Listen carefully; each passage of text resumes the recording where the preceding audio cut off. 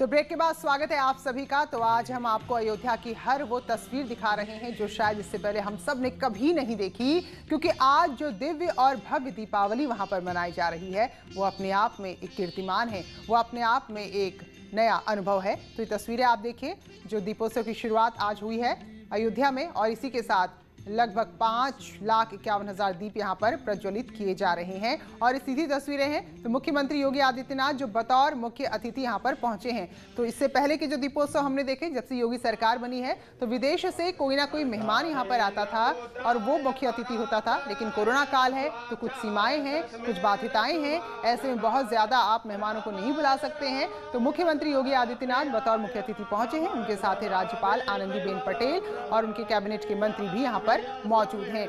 और इसके अलावा वॉलंटियर्स हैं यहाँ पर, जो सारे दीपों की श्रृंखला जो यहाँ पर बनाई गई है वो देखिए जरा, इन तस्वीरों को जरा देखिए। क्या वाकई में ऐसा ही रहा होगा त्रेता युग में, जब प्रभु श्री राम 14 वर्ष का वनवास काट कर अपने घर, अपनी अयोध्या नगरी में पहुंचे होंगे। वाकई में त्रेता युग का आभास ये नजारा, ये तस्वीरें करा रही हैं, जो इस वक्त सीधे आप देख रहे हैं अयोध्या से। और राम की पैड़ी में ये जो दीप हैं इनको क्रमबद्ध तरीके से रखने के लिए, इनको यहाँ पर सजाने के लिए बच्चे जुटे हुए थे और काफी दिन इसको लगे हैं। तो 5,51,000 लगभग 6 लाख दीप हैं। हमारे सहयोगी बता रहे थे कि 6 लाख दीप हैं, क्योंकि होता यह है कि आप इन दियों में से कुछ दिए रहते हैं, कुछ थोड़ी देर के लिए टिमटिमाते हैं। तो ऐसे में जो विश्व कीर्तिमान बनना है उसके लिए ड्रोन कैमरे लगातार इनके ऊपर यहाँ पर नजर रखे हुए हैं। तो ये 6 लाख लगभग दीप यहाँ पर जलाए जा रहे हैं। 6 लाख संख्या बहुत ज्यादा अपने आप में होती है। तो 8,000 के करीब यहाँ पर बच्चे हैं जो यहाँ दिन से ही लगे हुए हैं और वॉलंटियर यहाँ पर पहुंचे हैं और दीपों के प्रज्वलन का यहाँ पर आयोजन किया जा रहा है। ये तस्वीरें इस वक्त हैं। तो दीपोत्सव जो वाकई में दिव्य है, भव्य है। हालांकि कोरोना के चलते कुछ आयोजन ऐसे हैं जिनको सीमित करना पड़ा। कई सारे ऐसे मेहमान थे जिनको नहीं बुला पाए, तो कुछ चुनिंदा लोगों को ही यहाँ पर बुलाया गया है। लेकिन आस्था में, उमंग में और भावना में कहीं कोई कमी नहीं। देखिए जरा, इस चित्र को दीप से सजाया गया है और बेहद ही सुंदर आकृति जो है वो प्रकाश से उभर कर सामने आ रही है। इसके अलावा जैसे अगर कोई चाहता था, और हर कोई चाहता है कि दीपावली जैसे अवसर पर, इस पावन पर्व पर प्रभु श्री राम की धरती में अगर जाने का अवसर मिल जाए, वहाँ एक दीप प्रज्वलित करने का अवसर मिल जाए, तो ये वाकई में जिंदगी में स्वर्णिम अवसर है। अब कोरोना काल है तो हर कोई तो नहीं आ सकता यहाँ पर, तो ऐसे में डिजिटल प्लेटफॉर्म उन लोगों को दिया गया है। एक वेबसाइट जारी की गई है जहाँ पर अपने नाम का दीप प्रज्वलित कर सकते हैं। सीधी तस्वीरें मुख्यमंत्री योगी आदित्यनाथ जो राम की पैड़ी में है नजर आ रहे हैं। तो ये भव्य अयोध्या है जो दिव्य दीपोत्सव आज मना रही है और आप और हम इसके गवाह बन रहे हैं। तो देखिए जरा और अनुभव कीजिए कि इस वक्त जो खुद उस धरती पर मौजूद है, कोई भी शख्स अयोध्या में मौजूद है जिसके चारों ओर प्रकाश ही प्रकाश, टिमटिमाते झिलमिलाते दीप नजर आ रहे हैं, तो उसके लिए क्या कभी ये भूलने वाला अनुभव हो सकता है। सरयू नदी जो पूरी तरह शांत है इस वक्त, उसकी इर्द गिर्द दीपों की ये श्रृंखला, दीपों की अवली इस वक्त प्रकाश से झिलमिला रही है। और इसी बीच प्रधानमंत्री नरेंद्र मोदी ने कहा है कि एक दीप शहीदों के नाम भी और सैनिकों के नाम भी जलाएं। प्रधानमंत्री नरेंद्र मोदी ने ट्वीट करके कहा है कि सैनिकों के साहस को शब्दों में बयान नहीं किया जा सकता। प्रधानमंत्री ने कहा कि हम इन सैनिकों के परिवार वालों के भी आभारी हैं। तो इससे पहले भी प्रधानमंत्री लगातार अपील करते रहे। हमें अपने उन जाबाज सैनिकों को भी याद रखना है जो इन त्योहारों में भी सीमाओं पर डटे हैं, भारत माता की सेवा और सुरक्षा कर रहे हैं। हमें उनको याद करके ही अपने त्योहार मनाने हैं। हमें घर में एक दिया भारत माता के इन वीर बेटे बेटियों के सम्मान में भी जलाना है। मैं अपने वीर जवानों से भी कहना चाहता हूं कि आप भले ही सीमा पर हैं, लेकिन पूरा देश आपके साथ है, आपके लिए कामना कर रहा है। मैं उन परिवारों के त्याग को भी नमन करता हूं जिनके बेटे बेटियां आज सरहद पर है। हर वो व्यक्ति जो देश से जुड़ी किसी न किसी जिम्मेदारी की वजह से अपने घर पर नहीं है, अपने परिवार से दूर है, मैं हृदय से उसका आभार प्रकट करता हूं। तो ये संदेश है प्रधानमंत्री नरेंद्र मोदी का, क्योंकि कोरोना काल में बहुत सारे ऐसे लोग हैं जो इस वक्त वाकई में हम सबके लिए एक सैनिक बने हुए हैं, सिपाही बने हुए हैं। हम डॉक्टर्स की बात करें, बाकी अलग अलग कामों से जुड़े लोगों की बात करें, तो जो हम सबके लिए अपने घर से दूर अपने अपने कर्तव्य को निभा रहे हैं, अपनी अपनी ड्यूटी पर तैनात हैं, वो सब सैनिक हैं। तो उन सबके सम्मान की बात प्रधानमंत्री ने कही है। शबाब हमारे साथ जुड़े हुए हैं लगातार अयोध्या से। तो शबाब, बताइए जरा, इस वक्त क्या कुछ नजर आ रहा है आपको? आपके इर्द गिर्द के जो हलचल है वो हमारे दर्शकों तक पहुंचाइए।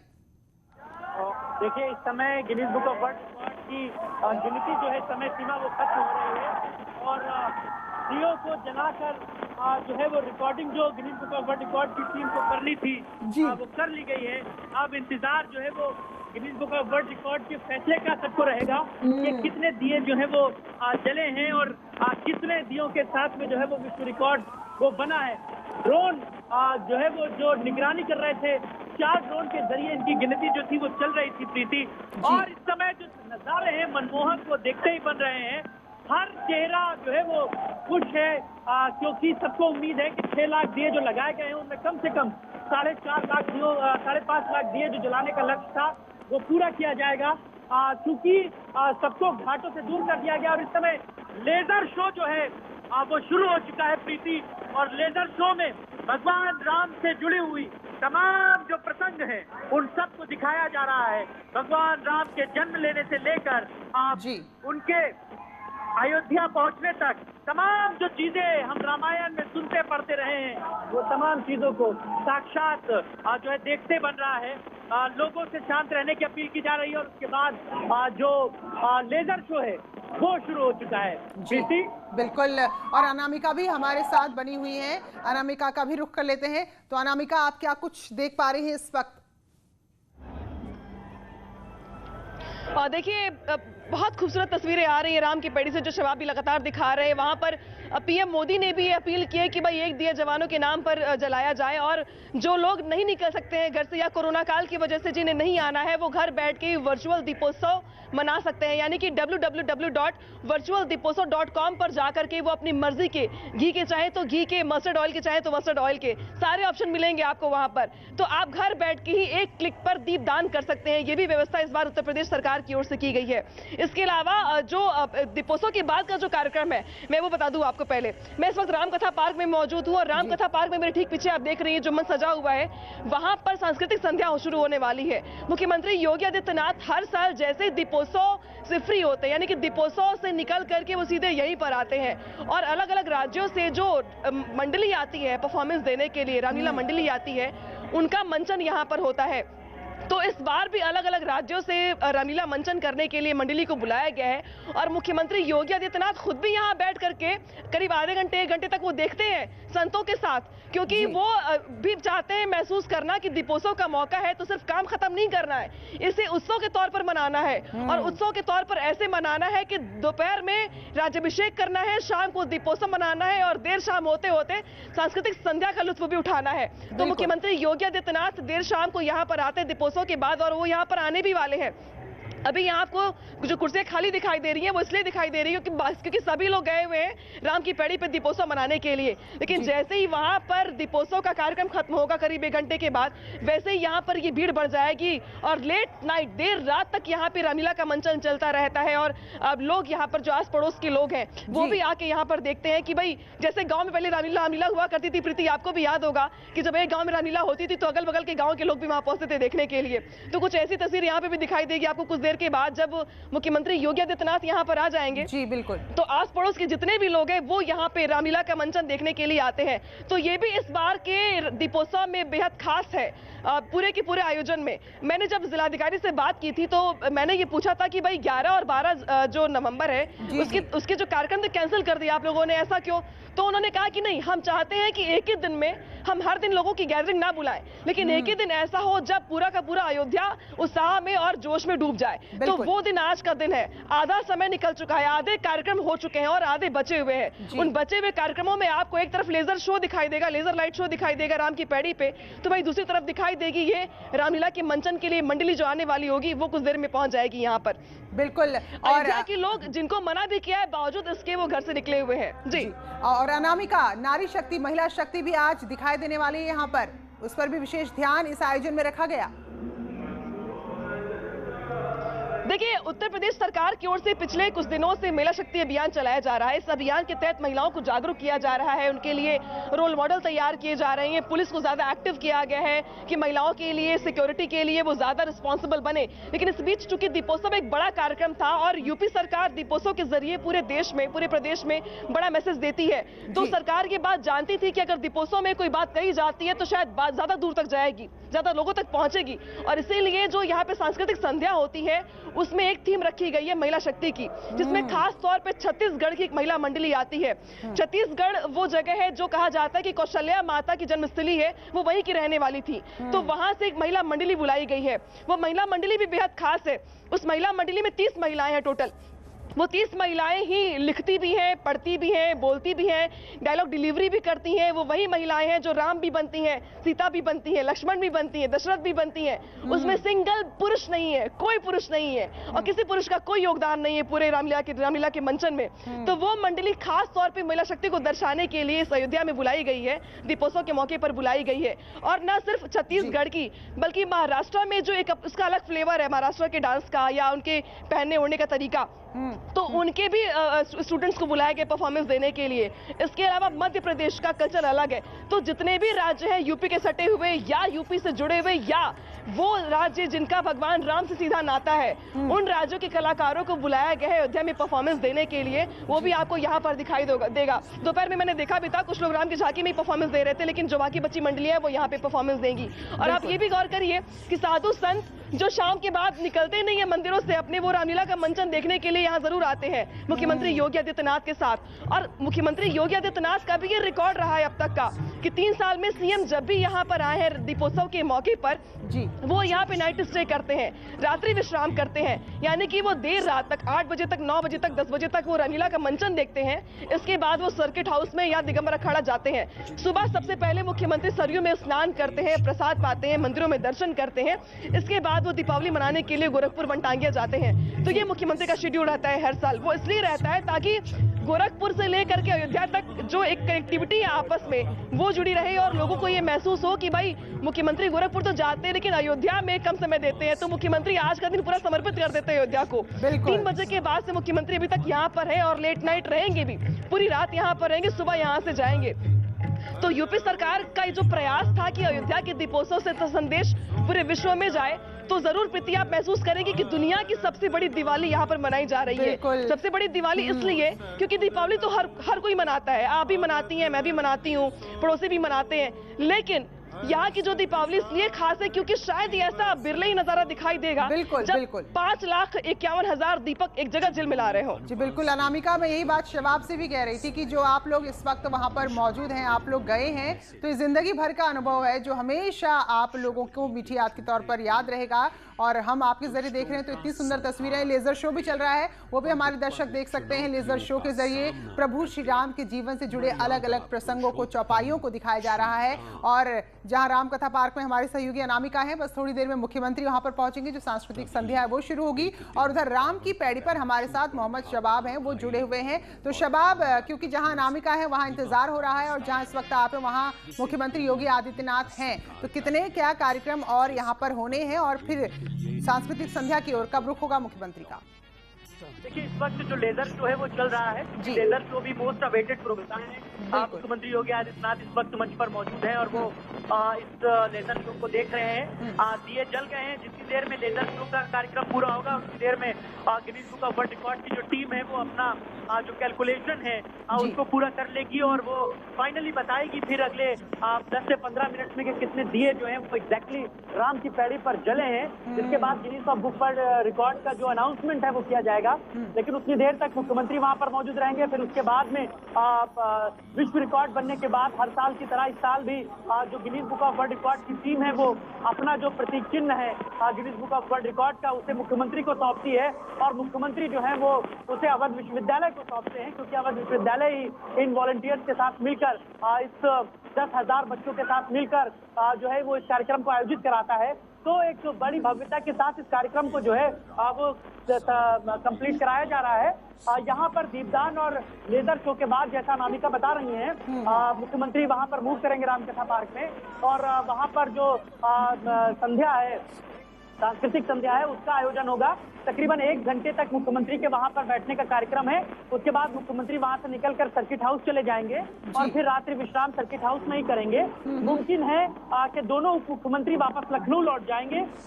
उसके बाद मुख्यमंत्री यहाँ पर सर्किट हाउस में रात्रि विश्राम करने के बाद, क्योंकि कल जो है वो हनुमान जयंती मनाई जाती है, इसलिए सुबह उठकर वो सबसे पहले हनुमान जी के दर्शन करने जाते हैं, वहां पर पूजा अर्चना करते हैं। उसके बाद वो वापस राम जन्मभूमि परिसर जाते हैं, भगवान का आशीर्वाद लेते हैं, उनको वहां पर पूजा अर्चना करते हैं और उसके बाद वो वहां से गोरखपुर के लिए सुबह 10 से 11 बजे के बीच के आसपास वक्त में गोरखपुर के लिए रवाना हो जाएंगे। तो अभी सिर्फ 2 कार्यक्रम और बचे हैं, दीपदान और लेजर शो के बाद सांस्कृतिक कार्यक्रम में जाएंगे। बिल्कुल शवा, अब तो ये लेजर शो चल रहा है इस वक्त और इसका ही आनंद मुख्यमंत्री योगी आदित्यनाथ ले रहे हैं और इसके बाद होगा सांस्कृतिक संध्या। सबको सेवक प्रिय अनन्य गति सो।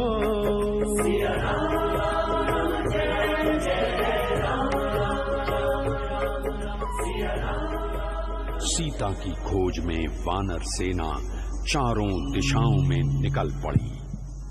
दक्षिण में हनुमान जी ने समुद्र को लांघ कर लंका में प्रवेश किया और अशोक वाटिका में सीता मां को ढूंढ निकाला और सीता जी को प्रभु श्री राम की दी हुई अंगूठी दी।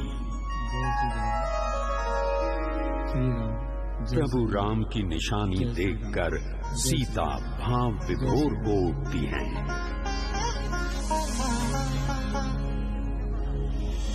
वाटिका में मेघनाद हनुमान जी को पकड़ लेता है और बंदी बनाकर रावण के दरबार में ले जाता है।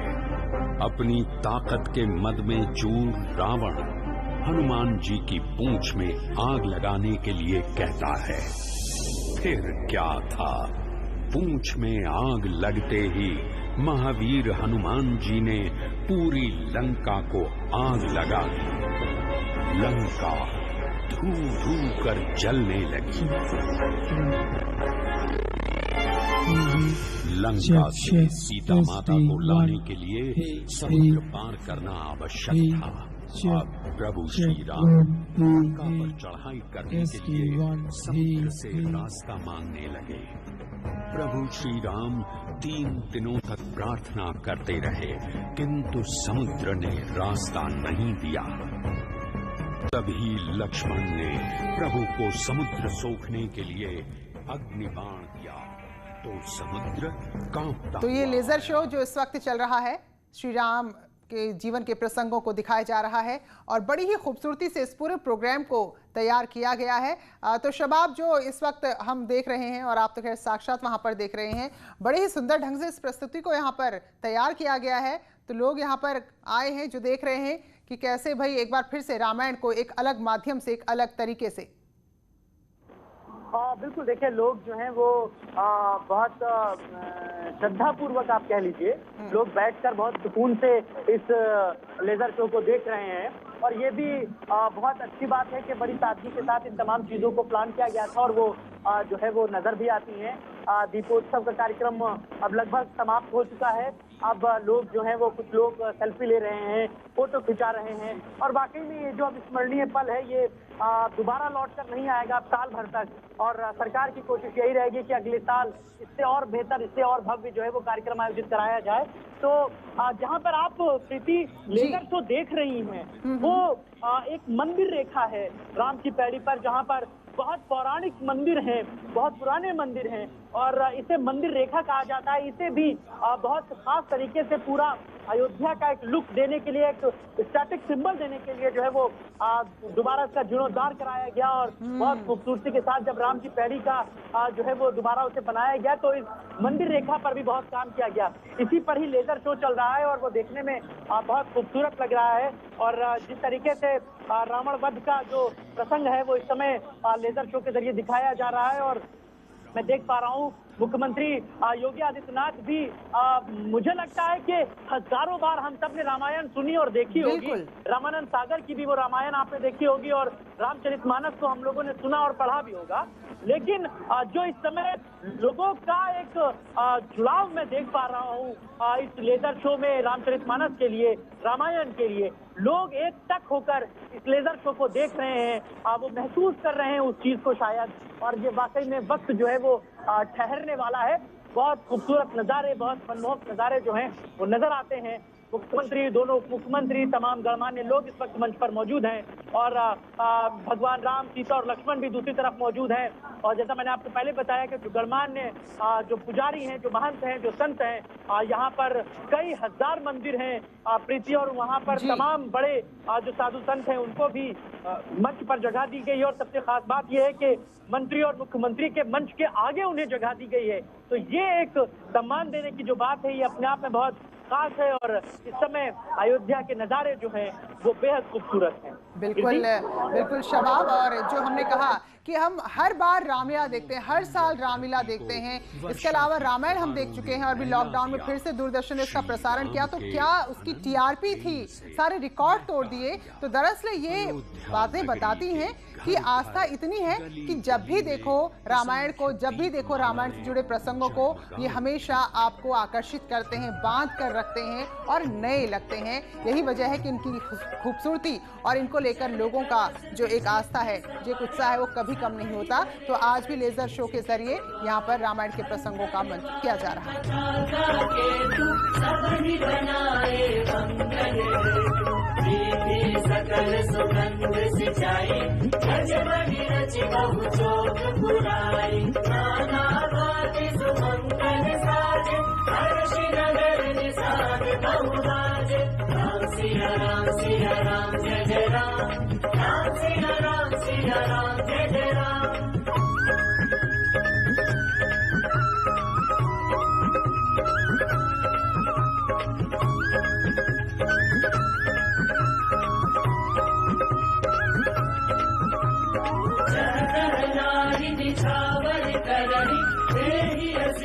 हर्ष उर्वरी कंचन थार आरती नाना जुगती सजे करहि शुभ गाना हरि आरती आरती हर के जब फूल कमल विपिन बिन करके फूल शोभा संपत्ति कल्याण निगम शेष शारदा बखाना।